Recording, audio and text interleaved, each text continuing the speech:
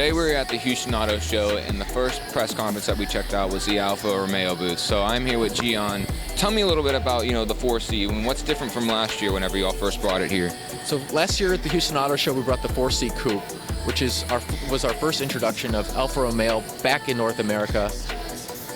So we came out in a big way. 4C Coupe, carbon fiber monocoque, very seductive Italian style, mid-engine layout, turbocharged, 237 horsepower, 0 to 60 in 4.1 seconds. Because the rigidity is so strong, we're able to have only 22 pounds of difference between the Coupe and the Spider. So now, just to make sure the rigidity and performance is identical to the Coupe, we even gave the Spider a carbon fiber windshield surround. Not only does it look beautiful on the Spider, it adds torsional rigidity across car, giving us the strength you'd expect. Impressive. Now I want to talk about this new 2017 Giulia Quadrifoglio. I said that right? Okay. So, can you kind of walk me through the process as far as, what Alfa was thinking whenever they, when they made this car? So, we love the 4C and 4C Spider, but at Alfa Romeo, we know that's not enough for us to survive, right? Beautiful mid-engines, sports cars are great, but you got to attack the heart of the premium market, the premium segment, and we're doing that with Giulia. So, arguably half of the premium segment are sedans in the premium D segment, we say.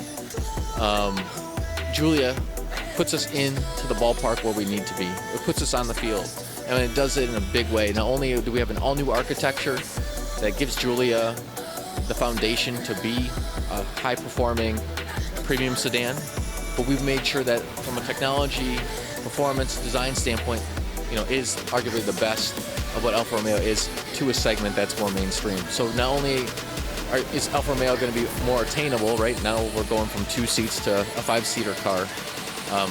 We will be more prominent here in North America because of it. Right, and I was looking at, it really surprised me that it was a 4-seater car, 505 horsepower. So I was looking at it, and I saw that y'all had set the fastest time at the Nürburgring, which was at 7 minutes and 39 seconds. So, this coming in, to the market, what is this car? What kind of car is this aimed to, compete with? So the Giulia Quadrafolio, our highest performing, highest level performance Giulia in the lineup, and that's really the only model we've shown yet. This car is designed to take on highest other D segment premium cars, so M3, C63S. That's what we're talking about here. But because the performance is so high on this car, so great, it's knocked out lap times at the Nürburgring of cars like the Ferrari F430.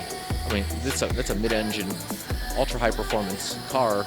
This is a sedan that's faster around a track than that. So we're very excited, about what the capability of this car is. Not only is it quicker than Lamborghini around the Nürburgring, we can see, it can be used every day. This is an everyday car. So, for Alfa Romeo, it's speaking to our levels of performance, our race history, and of course, not only does it look good, the styling is functional, and we make sure that everything melds together so it is the ultimate levels of performance, style, and technology.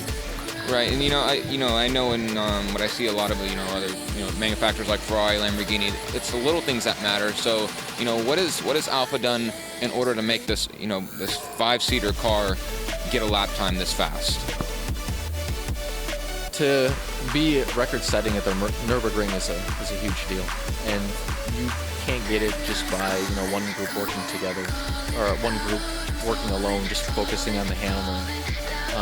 For Alfa Romeo, we took our whole development team, our whole design, like everyone's together, working in Italy, separated from the rest of our Fiat Chrysler automobile empire, because we need Alfa Romeo to be very determined, very focused on its needs in the premium segment. So when you do that, and then you have leadership under Ferrari, our chief engineer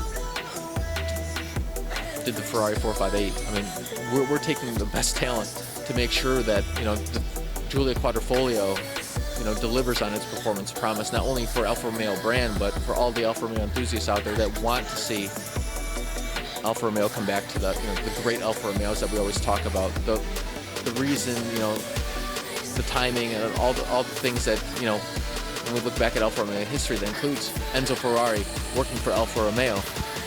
that's the greatness that we're restoring with this, and that's one of the reasons that Ferrari does help lead our development.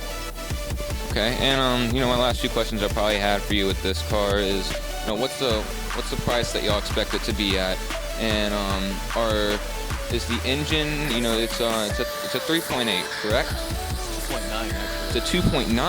So 2.9. Wow. V6, a very lightweight all aluminum V6 engine, 505 horsepower, high power to weight, not only is it high power to weight, arguably for the engine that it is, but it's high output for the displacement.